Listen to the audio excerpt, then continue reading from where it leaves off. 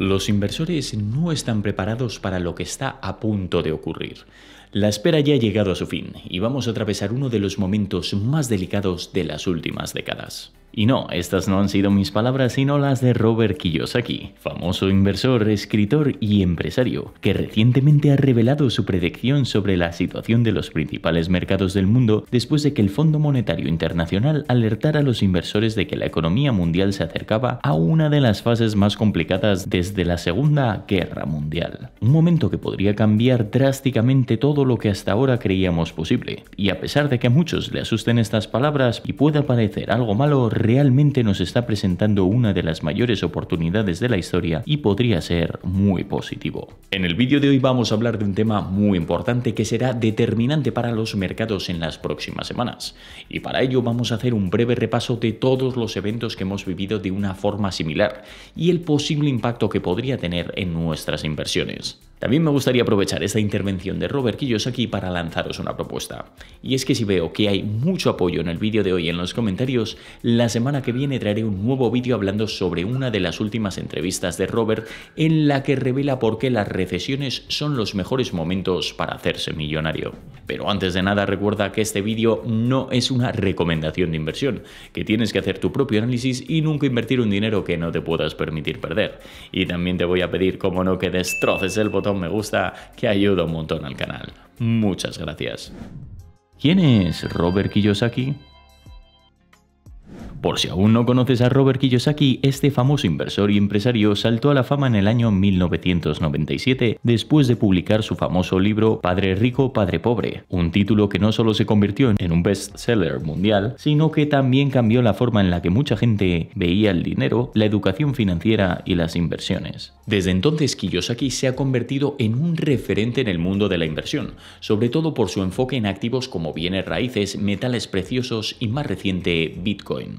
Y aquí es donde entra en juego Bitcoin, y es que desde hace varios años Kiyosaki se ha convertido en un gran defensor de Bitcoin, al que llama el dinero del pueblo. Y según él, el sistema financiero tradicional está condenado a fracasar debido a la impresión descontrolada de dinero por parte de los bancos centrales, y Bitcoin es una de las mejores formas de protegerse contra la inflación y la crisis económica. Y esto le ha llevado a lanzar numerosas predicciones sobre el precio de Bitcoin, asegurando que en el futuro podría alcanzar cifras astronómicas debido al colapso del dólar. Y en este caso no solo de Bitcoin, sino de una de las últimas intervenciones del Fondo Monetario Internacional que ha levantado bastante polémica dentro de los inversores después de su drástico anuncio. La evolución de la economía. Y pasando ya con la intervención de Kiyosaki, en la entrevista empiezan a hacer un breve repaso de la evolución de la economía a lo largo de la historia, remarcando varios momentos en los que la inflación, los tipos y las crisis han jugado un papel muy importante. Empezando todo por la comparativa con la Segunda Guerra Mundial, ya que según el Fondo Monetario Internacional vamos a entrar en una fase crítica que no se veía desde entonces. Pero, ¿por qué la Segunda Guerra Mundial?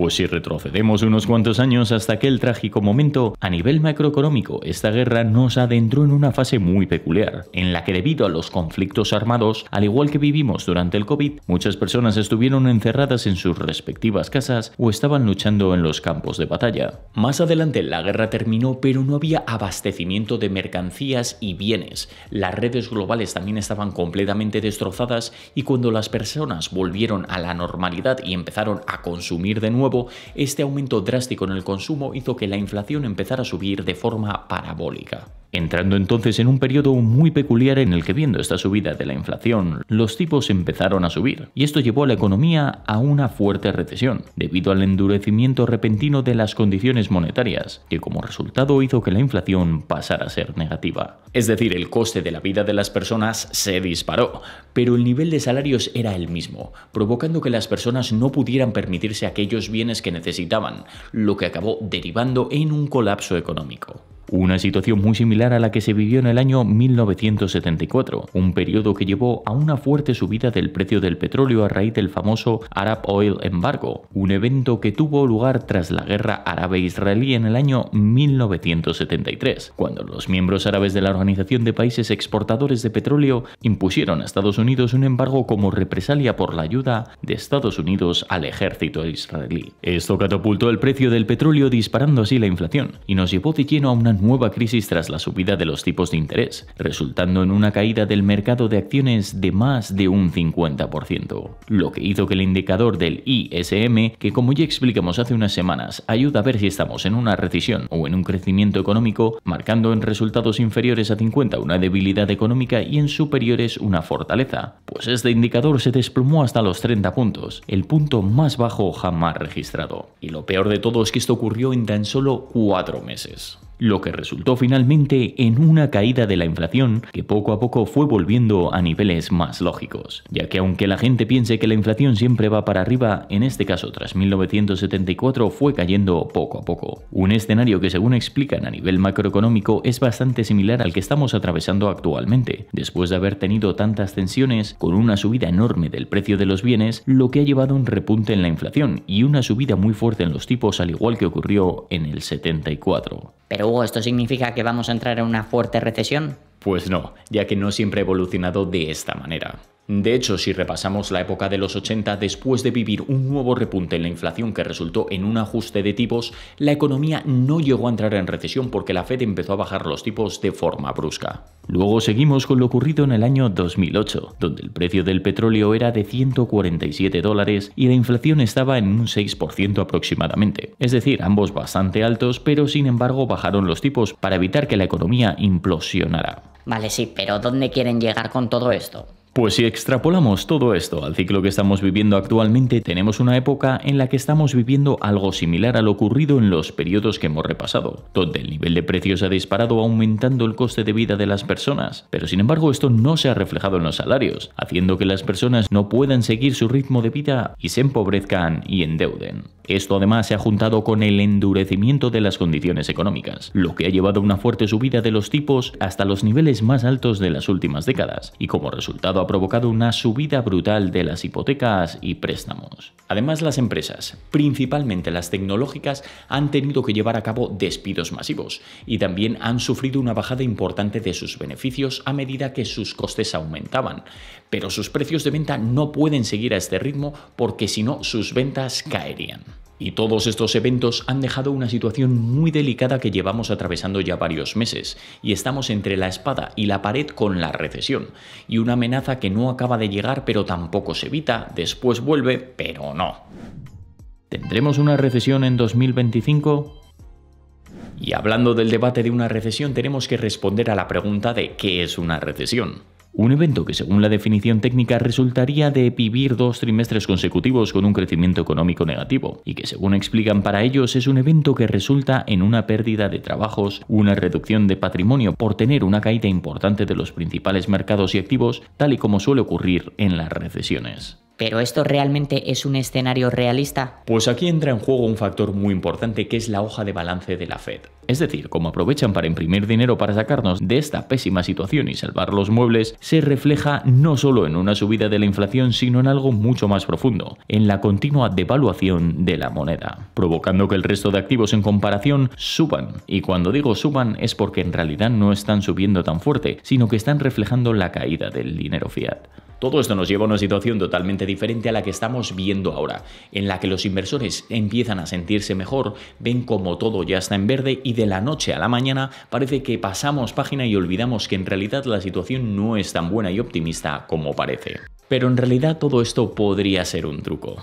Y es que tal y como explican, su predicción se alinea con lo que anunció el Fondo Monetario Internacional, afirmando que si seguimos en estos niveles de tipos y la Fed no hace nada al respecto, la situación económica podría entrar en una fase muy desafiante, una fase en la que el nivel de tipos es demasiado elevado y los precios también, y la incertidumbre global ha llevado a una crisis de precios. Y esto nos podría conducir a unos meses difíciles en los que no descartan una bajada general de los mercados, con una recesión explosiva y corta que al igual que ocurrió en el 74 podría darse en cuestión de 3 o 4 meses. Vale, sí, ¿y qué ocurriría después de esto? Pues si esto llega a ocurrir, tendremos entonces una fuerte bajada de tipos y posiblemente entraremos en una nueva fase de impresión de dinero en la que la Fed ponga las impresoras ahí a funcionar para tratar de salvar la economía antes de que termine por hundirse. Y esto, como comentaba, resulta en un cambio óptico en los mercados, ya que a raíz de la devaluación de la moneda, los mercados empiezan a subir, el patrimonio de las personas empieza a estabilizar, hay un mayor nivel de gasto, las empresas empiezan a tener mejores resultados y cesan los despidos masivos. Algo que, como dice Kiyosaki, es un momento en el que el toro empieza a subir y los osos se van por la ventana. Es decir, que empieza la época de bonanza en los mercados que resulta en una mayor subida en general.